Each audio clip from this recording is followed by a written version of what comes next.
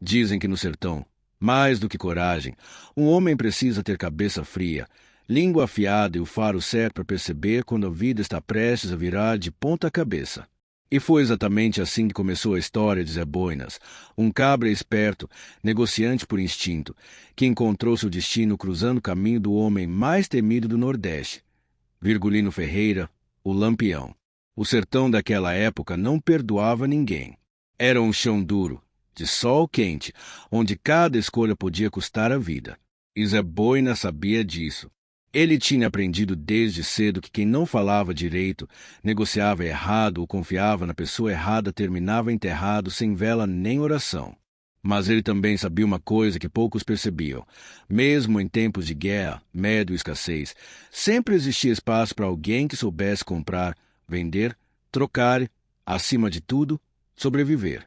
Zé Boinas era chamado assim por causa do chapéu de couro exagerado que usava desde menino. A aba era grande, torta, desajeitada, mas ele dizia que aquilo era proteção contra o sol. A verdade é que aquela peça chamava atenção demais, e todo mundo reconhecia de longe. Talvez fosse isso que o tornava tão conhecido nos arredores das vilas poeirentas da Caatinga. Ele comprava couro, vendia mantimentos, trocava munição por comida, resolvia brigas de família com conversa e até servia de intermediário entre fazendeiros dos pequenos povoados. Mas foi justamente esse talento de estar no meio de tudo que acabou levando ele ao centro da maior encruzilhada de sua vida. Numa tarde abafada, quando o vento parecia sofrer para atravessar o sertão, Boinas caminhava com seu jumento carregado de mercadorias. O silêncio era estranho demais. Nem pássaro, nem farfalho de mato seco, nada. Só o som dos próprios passos. Ele sentiu o perigo antes mesmo de vê-lo. E quando olhou para cima, lá estavam 4 homens apontando armas longas na direção dele. Cangaceiros. Eram cabras do bando de Lampião, reconhecíveis pelo couro bordado, pelas bandoleiras cruzadas e pela expressão séria de quem já tinha visto mais morte do que qualquer cristão deveria ver. Zé Boinas parou na hora, o coração batendo no peito como se quisesse fugir sozinho.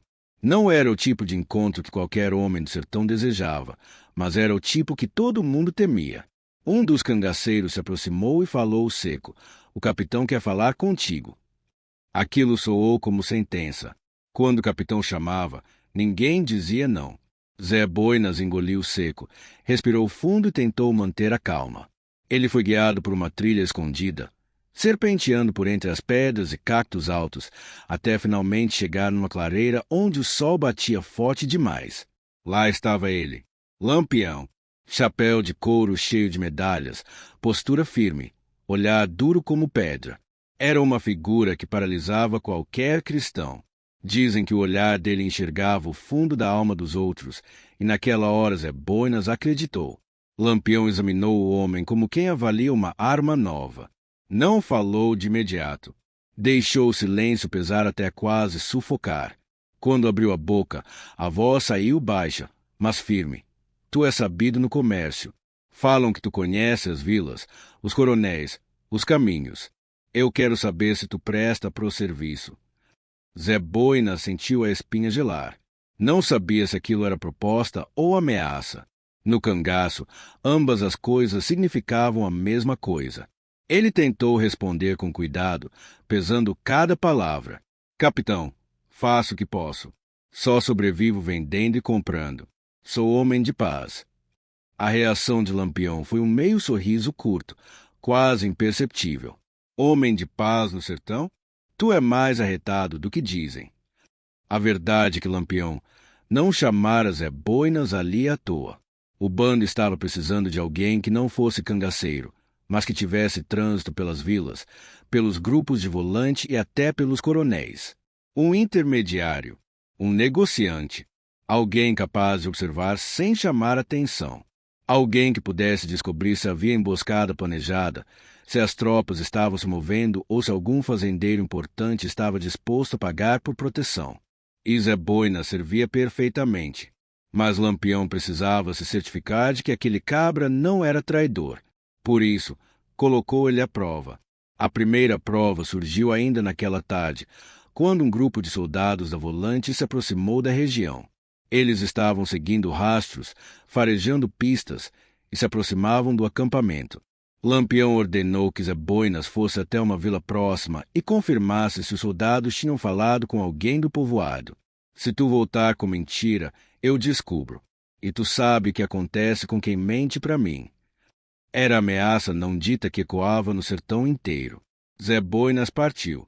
O coração parecia tentar pular do peito a cada passo que dava. A missão podia ser simples para um homem acostumado ao comércio, mas não para alguém que agora carregava nos ombros o peso de agradar o maior cangaceiro da história. Ao chegar na vila, Zé Boinas conversou com o ferreiro, com o padeiro e até com uma velha que vivia sentada na porta observando o mundo passar. Descobriu que a volante realmente havia passado por lá, perguntando sobre movimentações estranhas, se possíveis esconderijos de Lampião. A velha contou que os soldados pareciam desconfiados, e que um deles mencionou um ataque planejado. Zé Boinas entendeu na hora que aquilo precisava chegar rápido às mãos de Lampião. O problema é que, enquanto voltava, ele percebeu que estava sendo seguido. 2 soldados da volante. Ele tentou acelerar o passo sem parecer suspeito, mas os homens aumentaram a velocidade também. O suor escorria pelo rosto. O coração acelerou. A cabeça buscava, desesperadamente, uma saída. Foi quando Zé Boinas resolveu usar aquilo que tinha de mais valioso, sua voz. Parou, virou-se devagar e fingiu surpresa ao ver os soldados. Começou a conversar como se nada estivesse acontecendo. Contou que era apenas um vendedor indo buscar mercadoria em outra vila. Os soldados, desconfiados, perguntaram se ele tinha visto algum movimento estranho. E ali Zé Boinas provou porque era um negociante nato. Com calma, disse que vira rastro de gente indo na direção oposta. Jogou a isca. E funcionou. Os soldados acreditaram. Voltaram pelo caminho que ele apontou. Zé Boinas, por dentro, agradeceu a cada santo que lembrou. Quando voltou ao acampamento, Lampião o esperava. O capitão ouviu tudo em silêncio, sem desviar o olhar. Depois de um momento longo demais, soltou. Tu tem língua boa, cabra, e cabeça fria. Isso vale mais do que arma. Aquilo foi, de certa forma, o mais próximo de um elogio que aquele homem poderia dar. A partir daquele dia, Zé Boinas passou a andar entre o bando. Não como cangaceiro, mas como peça fundamental. Ele levava recados, encontrava rotas alternativas, obtinha informações sobre movimentos da polícia e até negociava mantimentos com moradores que preferiam arriscar a vida do que desagradar Lampião. Mas sua maior prova ainda estava por vir. Numa noite sem lua, Lampião recebeu a notícia de que uma tropa grande da volante estava se preparando para cercar a região onde o bando descansava. Era informação séria demais. Informação que não podia estar errada. E só um homem poderia confirmar. Zé Boinas. Lampião chamou ele e disse poucas palavras. Se tu trouxer a verdade, tu vive. Se trouxer mentira, tu morre. Não era ameaça. Era sentença. A mesma sentença que o sertão usava para todos que caminhavam por aquela terra seca. Zé Boinas partiu no escuro, sentindo o chão tremer sob a sola das botas. Ele sabia que, se a volante descobrisse que estava ligado ao bando, seria morto na hora. Mas a vida inteira dele tinha sido assim. Arriscada, incerta, cheia de decisões rápidas. Chegando à vila, conseguiu descobrir que realmente havia uma tropa se movimentando. E pior, era maior do que o esperado. Eles pretendiam cercar a região ao amanhecer, usando 3 caminhos diferentes para evitar a fuga dos cangaceiros. Zé Boinas sabia que aquilo era fatal. Lampião precisava saber imediatamente. De volta ao acampamento, ele contou tudo. Lampião ouviu em silêncio, depois levantou-se e começou a organizar o bando.